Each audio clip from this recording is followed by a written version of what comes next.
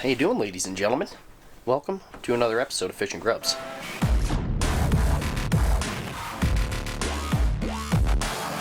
Stayed the night in a covered frickin' wagon.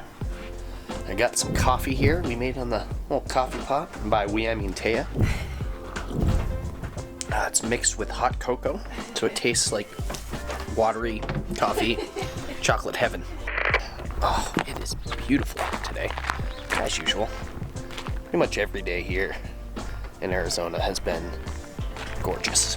We're gonna make our way over to the trailer, shower real quick, and then we're going to do this tour of the facility, even though it's just gonna be on the outside. We'll talk more about that later. Good morning, y'all. Whew.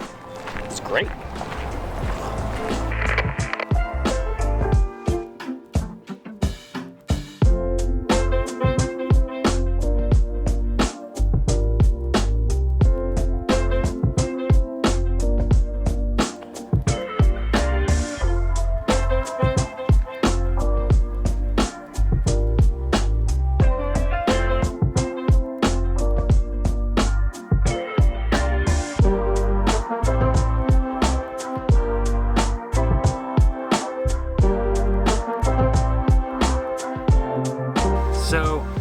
In 1976, Gary moved to Page, and right now we are at the Page Lake Powell campground. Gary bought this property and nothing was here but this A-frame, and him and his two sons and wife lived here at this A-frame, and Gary paved all of this. You guys can come here at Page Lake Powell campground, look it up. But yeah, he would live in here, which is now a workout room. There's a bathroom and a laundry room and stuff, but all the business end of Gary Yamamoto is in this building over here. And yeah, so people come from all around the world to stay at Page Lake Powell campground, and yeah, due to COVID it's kind of dead right now. But yeah, so Gary lived here. He would go, it was convenient for him because he would take the baits and go test them out at Lake Powell, which is about a 10-minute drive. And yeah, and then he bought there was one warehouse, which Danny will tell you is torn down now, but there's actually 3 warehouses that he had in town. So we're gonna go to the second warehouse right now.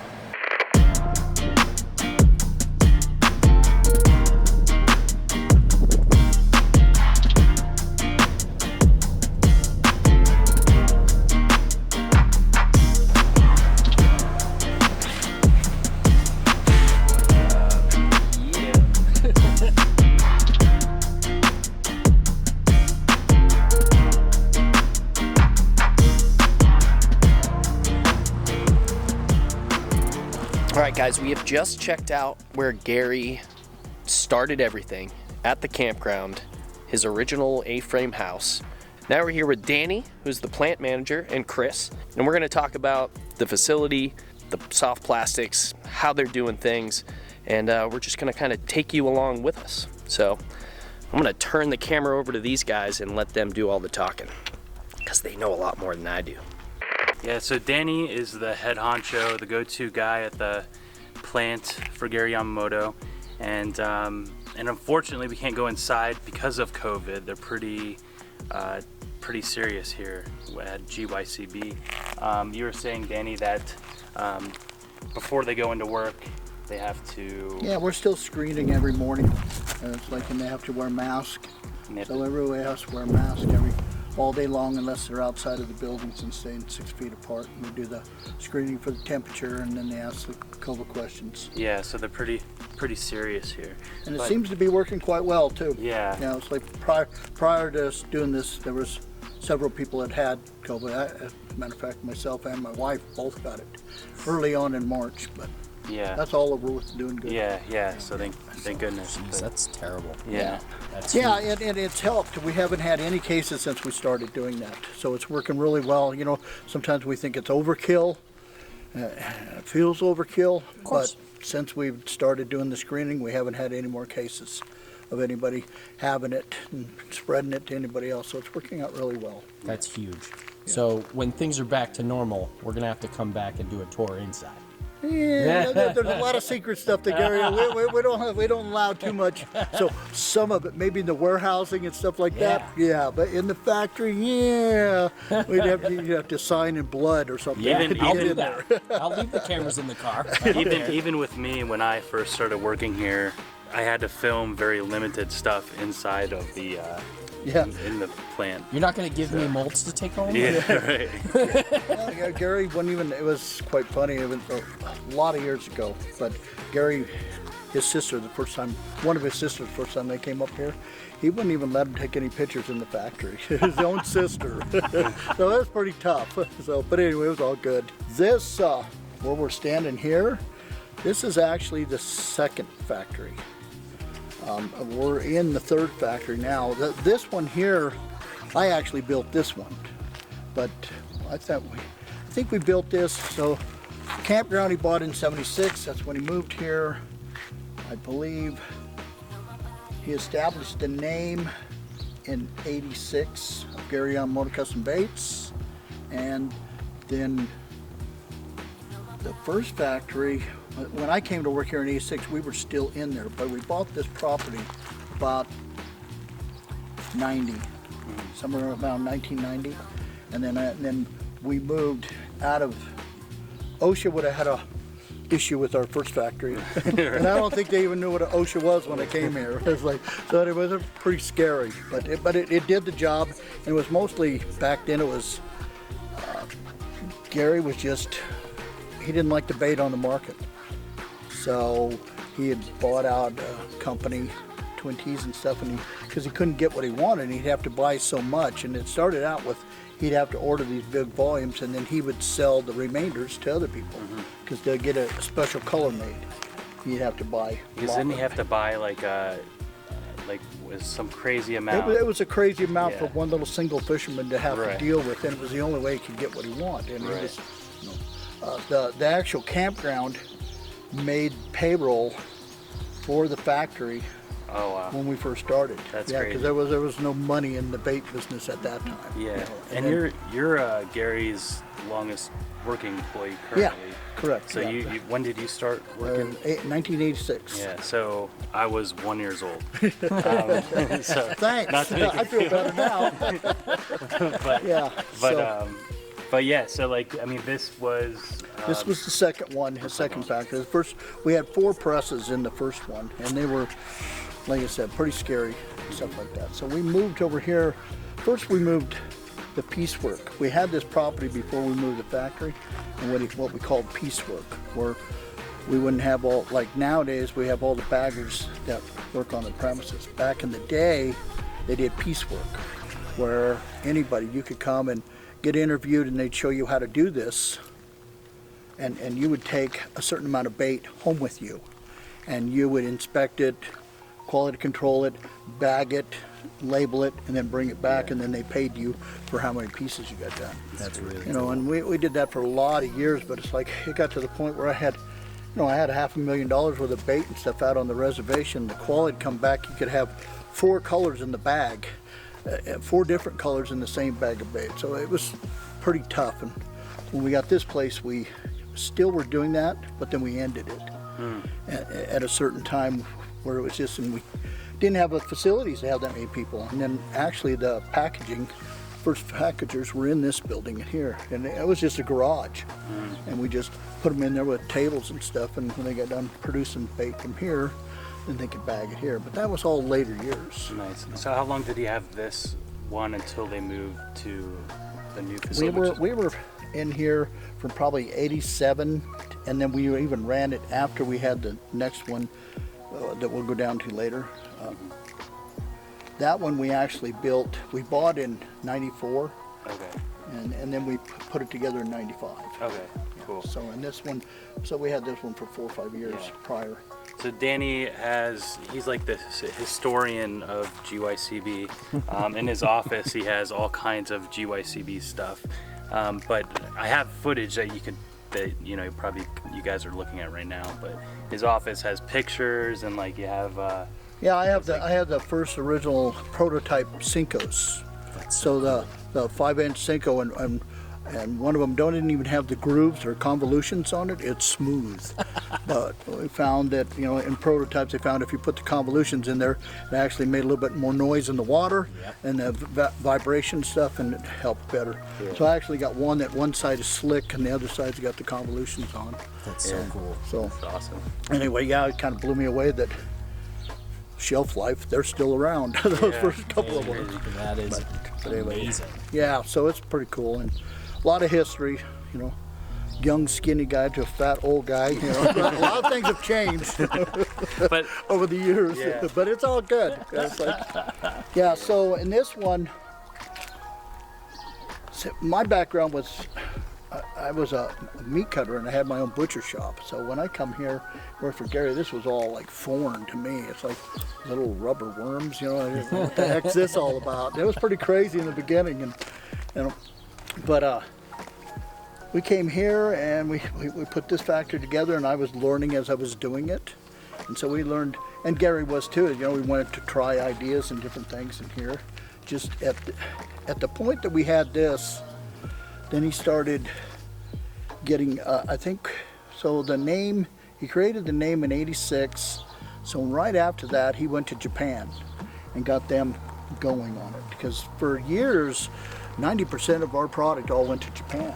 And he was selling it there before we actually came in the domestic market here in the States. So, and it was such a huge market, so it was just one of those deals. It was good to change it. But I used to make the jokes, you know, so I'm jumping ahead, but we're down at the other factory. I used to make the jokes and tell them, you know, when they were talking about this domestic market, you know, and I tell them, it's like, I sweep up what you guys sell here in the United States. You know, obviously, I really had to recant that statement many times over, because it's like the United States market is so huge compared to Japan, which, the country's maybe the size of Florida or something. It's pretty small comparatively, but everything. They do love their bass fishing, though. Gary actually helped introduce their bass fishing. Really? I can remember creating up one of the first bass boats, a Champion. 20-foot, I think it was either an 18 or 20-foot Champion, and created it up and sending it over there to fish in this bass tournaments that they were creating over there. Was it at Lake Biwa? I don't think so. I think it was Kawaguchi. Okay. Yeah, and like so, because that's where the actual, and in the beginning over there, so that's where we started over there mostly.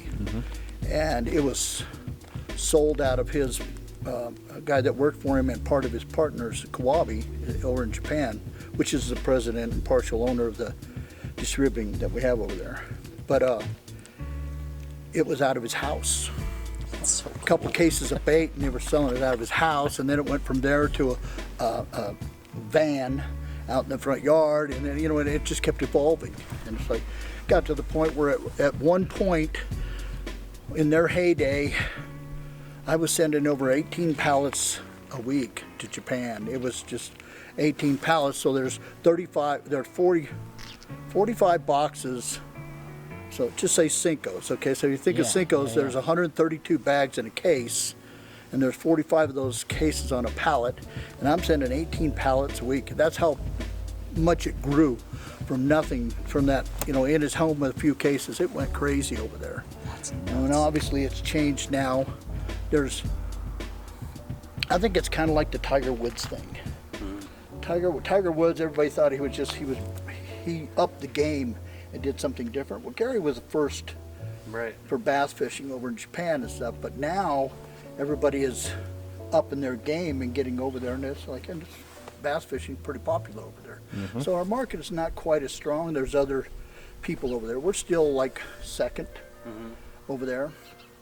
But it's quite huge, and that's what it's grown into. But out of this factory here, I could never supply just Japan. I could never, because we had them and a couple other small companies, or they're pretty big companies, but small with us, is Smith and Tiemco, two companies out of Japan. And we were selling to them too later on, but I could never, out of this factory, I could never, in the process, the way we were doing it, I could never supply them of what they needed. We were always behind the 8 ball. And once we got the other factory, and then we ran it and both of them together, I originally had 5 presses in there. There was four large ones in here, and then some worms and stuff like that, a few smaller ones. But it took us forever just to fill Japan's orders and stuff like that. But once we changed the process, which I'm not going to give you very much of, other than the fact that we changed some of the process of how we were doing things, and it sped it up immensely. So to the point where I was able to retire this factory and just run the other one, and still being able to produce more product than we were making out of both of them, running 3 shifts. That's so cool. So a lot of evolving, a lot of changing and growing from not knowing anything. I was the old fisherman sit on the bank and have the bell out there and I'm getting drunk. That was our gig. To come in here, it's like, no, you go to the fish. You don't wait for the fish to come to you. And it made all the difference. So yeah, I think that's like my dad to me, because my dad was my dad. He just would sit there with a bobber and a worm and drink beer.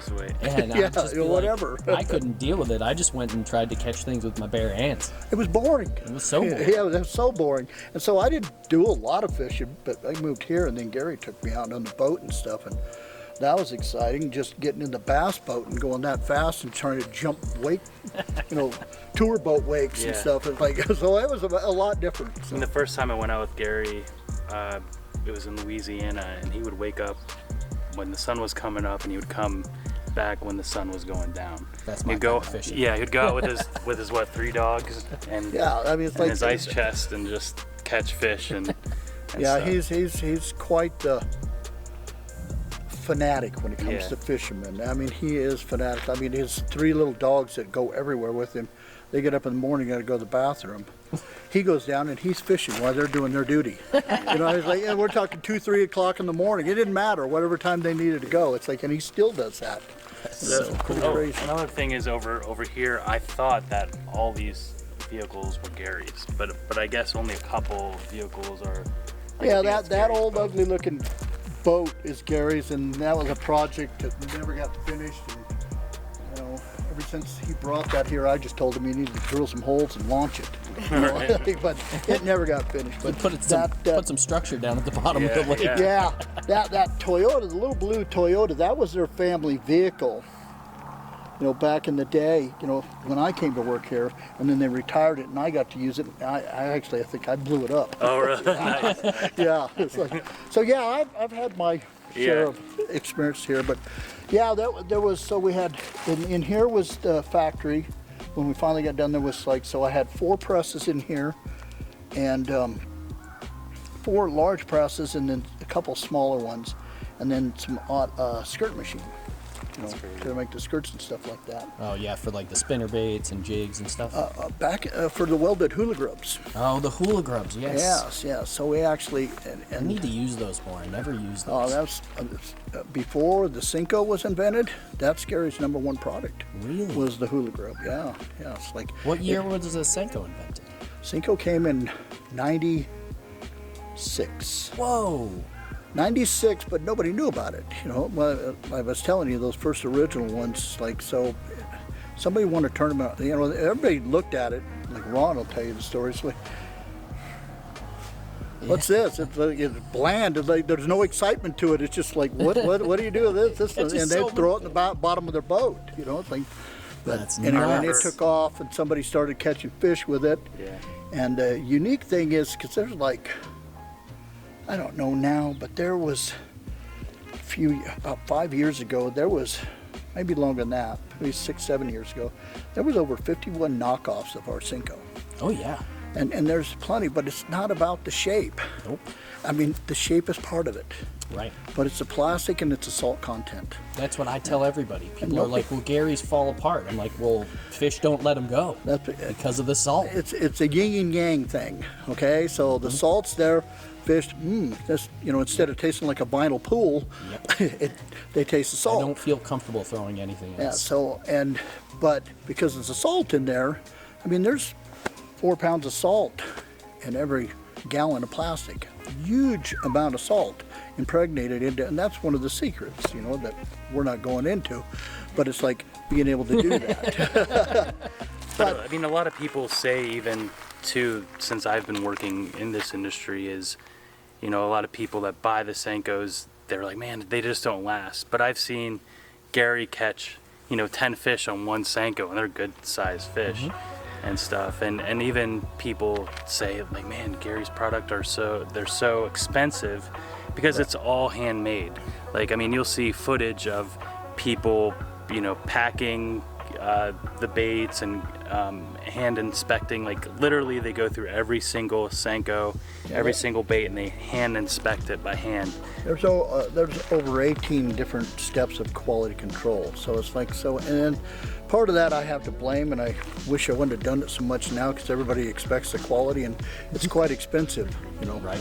The raw materials and the labor to get it there, but it's like now everybody expects it out of it. It's sometimes you just got to be the best. Right, but the deal with the expense is you can go to the other stuff, but you won't, like you're saying, it's like it's not the same, and you don't catch as many. It'll last forever. It's durable, the plastic's hard, it's tough, you know, but you don't catch as many fish. Yeah. So you can spend a lot less money and don't catch fish, or you can spend more money and catch lots of fish. I remember whatever you want to do. A story the last time. Gary comes into Page every year for a fish fry, and he was telling me a story where he would be at Lake Powell fishing, and he's catching all these fish, and they're doing a tournament, and the people saw him like catching fish. And they're like, what are you using? And they said Senko, and he said all you have to do is just put a Senko on your rod, drag it behind your boat, and you'll catch stuff. So they did that during the tournament, and they ended up winning the tournament because of that. And that was a story that Gary told me. The last time Gary and I have been out on the lake here together, the fish were puking up Senkos. Yeah. To the point where they didn't know what a Senko was back in the 90s, early 90s. But it's like, it's loaded. So just back to this place. This one was the workshop, you know, and I did a lot of experimental machinery and stuff like that. In here, this one here was the house. I actually lived in this house for a while. Plus they did, that's where they did that piecework that I was telling you about. And then this one here actually was the factory. And then when we get done making it from here, we didn't have a package. The packaging facility, we changed and put the packaging here. But before that process, it would take, at the end of the day, the employees had to load up their vehicles and take all the bins of product to the A-frame, which you've already seen the A-frame, and then that's where it would go into the store. And that was the end of their day. They had to drop all the bait off, and then that's where they, in the A-frame, in between taking care of customers and stuff, they were welding the hula grubs on the products to go to Japan, and they were bagging bait and getting ready for the orders. I mean, it would take us 6 months to get a 3-pallet order out.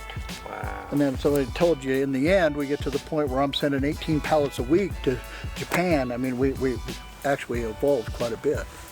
That was probably the hardest thing working for this company, is evolving and growing with it and changing from where it was to where it is. I mean, there was only 6 or 7 of us working for Gary. Yeah. And now we're anywhere up to, depending on the time of year, we're up to 150, 160 employees.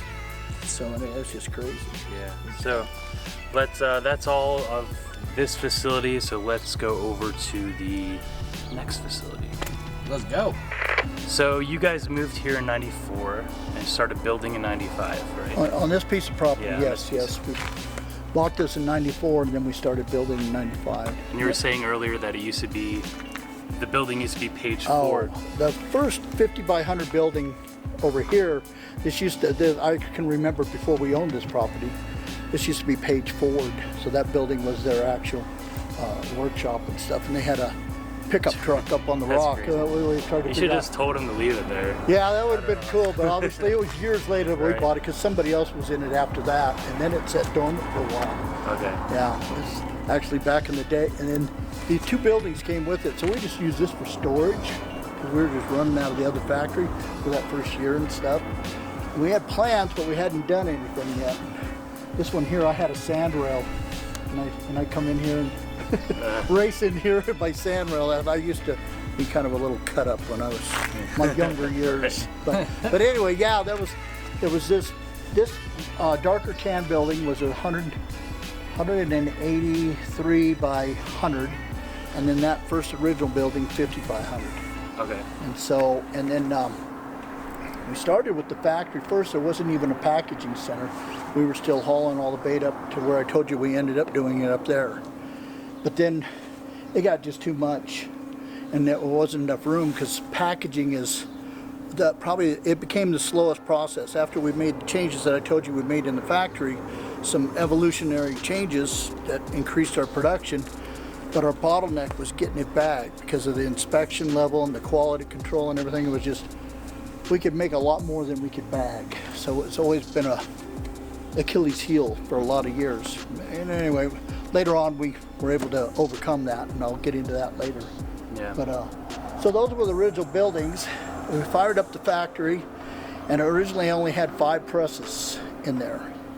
And now I think we're up to 24 presses. Yeah. 22 or 24 presses in there right now.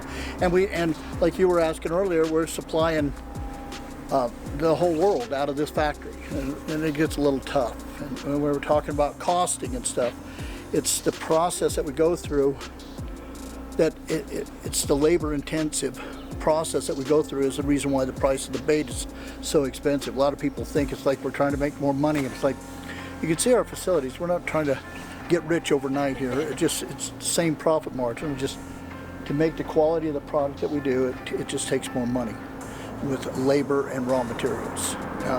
If you could pan around over here, you can see the 2 tanks where we actually make our own plastic. You know, when you get to that point. Yeah, back in the day, we've always made our own plastic. That was a recipe that Gary got from the predecessors that he bought it from, Twin T's and stuff, the other companies. But we used to go, Gary trained me, it's like, I thought he was just taking me on a road trip, but he was actually training me to do this.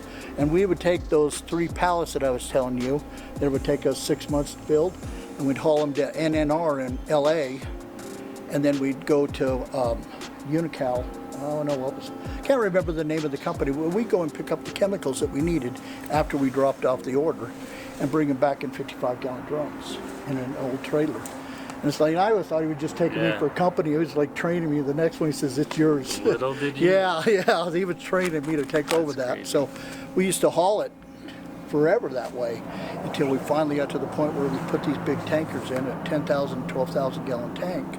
And we produce our own bait from there. And now I like it much easier than going on those trips and stuff and messing with those 55-gallon drums. Tanker comes in, drops it off, and we pump it off, and it goes around to the factory. You know, a lot of things we learned from the first 2 factories that we were able actually to implement in here. I was actually starting to build this one by myself, and the powers to be came to me and asked me how long it was going to take. And I go, I don't know, 6 months. They go, oh, we got to have it sooner than that. And I go, well, I guess I could work more hours. And they go, no, that's not the point. But you be the the general contractor, and we'll get some contractors in here. And they just did what we wanted them to do, to put all the plumbing and everything. So we were actually able to, we probably had this factory from start to finish open in 5-6 months. And you said you built the other factory yourself? Yeah, that one I built myself by hand, you know, based on what we had learned from the first one. You know, and it's like, yeah, back in the day, we had gated, I mean, we weren't always able to do the things we do now. Now we have a company that makes our own molds and stuff like this, and repairs them, and we can even repair them in our shop. Back in the day, we didn't have the money to do any of that. I can remember have to get okay to go buy a hose bib. I was the maintenance guy, you know, and it's like, it was just $5 or, you know, maybe it was $4, you know, you had to get approval to go buy things because we didn't have any money, you know, and until nowadays, it's like, you know, I have just hire somebody, you know, I'd sign off on hundreds of thousands of dollars all the time. Now it just kind of blows me away. It came from where we came from. But back in the day, we had a gated, some of the first molds we had were pretty scary for moving the gate to do. When you do a 2-colored product, you usually have a gate in there and you feed the 2 colors and then they fuse when you move the gate. And that's pretty common throughout the industry. But it's like in the beginning, some of the molds, you actually had to move this gate by hand. You know, there wasn't no pneumatics or anything to it. So we started out pretty primitive, you know, and we did what we needed to do to get where we are today. You know, now I'm one of the leaders in the industry, and it's like, that evolving has been quite a process. And we were finally able to take care of the bottleneck. We've been going to Pack Expo. I don't know if you're familiar with that, but it's a big company that all they do is package things, or it's where the industry, it's kind of like ICAST. The industry knows what ICAST is, and that's where everybody takes their latest and greatest. Well, Pack Expo is kind of the same thing, only for packaging. And the industry has always been about medicines and food. So they had every conceivable type of thing that you need for making a box to put cereal in or doing all these other things, but nothing for dealing with a sticky piece of bait and trying to stick it in a bag. And I think it was over 15 years that we kept going to these things and trying to find something till we finally, Ron was actually on the lake with somebody. He thought it was a setup, and the guys were actually into bagging with film, and they came up with an idea, and then we, with our knowledge of what we knew and what their knowledge, we finally, Frankensteined a bagging machine together. And so we got a semi-automatic process. It's not fully automatic. You still have the people upstairs that are doing all the plucking and inspecting, and then they put it in tubs, and then it goes downstairs, and then they put it in the pocket, and then the film comes over and puts the bag that way. And how much can that pack in a day? Oh, yeah, 25, 30,000 bags a day. That's crazy. Yeah, it's like, so from the old process, I mean, let's just put it this way. What used to take 60 people in packaging, I can do the same amount with 17. So, and we have 2 of those. They're quite expensive, machinery and stuff, but it's really being able to free us up to move the bottleneck somewhere else. So production is like, we used to run 3 shifts here and 3 shifts at the old plant, and we could never keep up. But with the technology and the changes that we made in the factory and the evolution and the changes that we made in packaging, I'm running 1 shift and I don't even have to run all the presses all the time. No. So we're ready to, other than COVID's kind of tore the whole world up, and we're no different, and it's caused a lot of issues. There was no sales because everybody was shut down, till then everybody's going out, getting outside and away from other people and stuff like that, so it's drove the sporting industry crazy, and we're no different. It's been a challenge trying to make it through this year. But I remember a picture of, I think somebody showed me, it was right during lockdown, like there were no Senkos on the show. It was like everything was empty. And stuff. Yeah. So, and it was all sporting goods, so it was everything. It's like we deal with Daiwa. Daiwa's a big company in Japan and here in the U.S. It's like they weren't able to get their components to build reels, rods and reels and stuff like that because China had shut down. That was a little noisy, huh? Yeah. But anyway, it was like, and it's been a struggle this year just to keep up. And the struggles we have is this little factory here. It is, compared to factories that were in a 100 by 100 building and the whole manufacturing, and to keep up with the whole world, because we sell all over the world. It's like, it's a struggle, and we have to do it we have to build up our supplies. So in our winter months, we work on getting our number 1 thing, which is Senkos. We make sure that we have a good surplus of them on the way, and that's the only way we can deal with it. So because of this COVID, we were shut down for a couple of weeks. And then the industry and everything was dead, stopped, so there was no sales, so we weren't producing, and we came back in once we felt safe, and we only had limited crews, to keep everybody spaced apart. And so we weren't really keeping it up, and we lost it all, lost a lot of our edge, let's put it, and we've been working all summer long trying to keep up. But yeah, so that's that. Yeah, that's like the rest, as they say, is history. Yeah. So, what about the future? Future. Well, a lot of it's secret, and I'm not going to tell you. but we're trying to come up with, new products. We've been really slow on that. And it's hard to get that lightning in the bottle. The Senko happens to be the right formula, the right amount of salt, the right plastic, and everything, and it works so many different ways. I don't know if we'll ever produce another Senko-like product, or if anybody ever will. You know, they all usually come and go. You know, everybody's got their come and go products. You know, and we do too. You know, our hula grubs. But as far as that goes, we'll always keep trying to push the envelope. Are you going to be looking into more hard baits as the future goes on, or is it going to stay soft plastics? We tried the hard baits, but it's like we had the wrong suppliers. Yep. And it's like, and they really, let's just say, the gentleman's handshake business doesn't work anymore. Let's just say that and leave it at that. But whether we're planning on doing that, I don't know. You know, at this point, I know that I'm still working on growing and expanding. I'm out of room in the factory. You know, and it's like, we have come up with some of my designs and stuff like that. We came up with our own automated skirt machines and stuff like that. So we'll continue to do that. And it's only, not that we're trying to come up with the automation to put people out of work, but where we are, where we're located, I can only usually find about 150 employees. And so with the automation, stuff like that, I can expand it into more presses and stuff like that. Yeah, so future products. There are several different designs in the works that I'm not at liberty to give to the public. Love that. You know, but that's happening, you know, and like COVID was a little setback for everybody, but we're back in gear, just like everybody else. And 2021's the future, and hopefully we can get back in the game. I don't even know if they're going to do Bassmaster Classic this 2021. I haven't heard anything. Yeah. Canceled pretty much everything else. Japan has canceled a lot of their trade shows, so I don't know what's going to happen. Yeah, they might still do the actual tournament, but the trade shows are yeah, the tournament will be there, of course, but the actual, you know, like they're doing golf and everything else, there's no people there. So right. I don't know what they're planning on doing with that. Mm-hmm. We'll just have to evolve along with the world, I guess.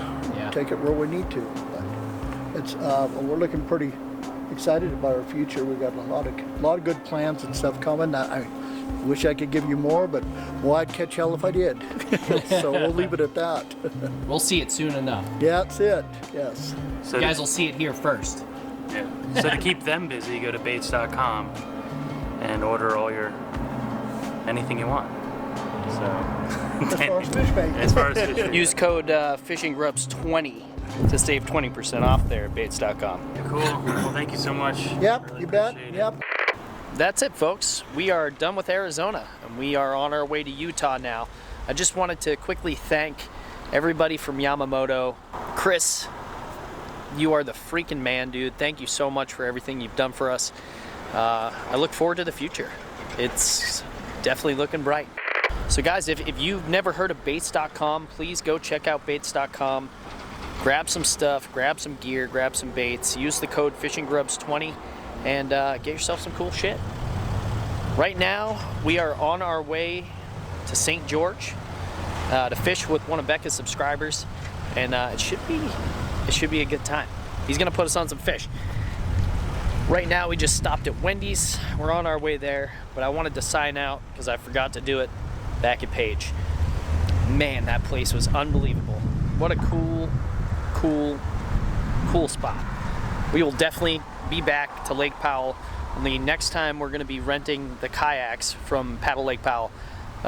If I didn't mention it in the last video, Paddle Lake Powell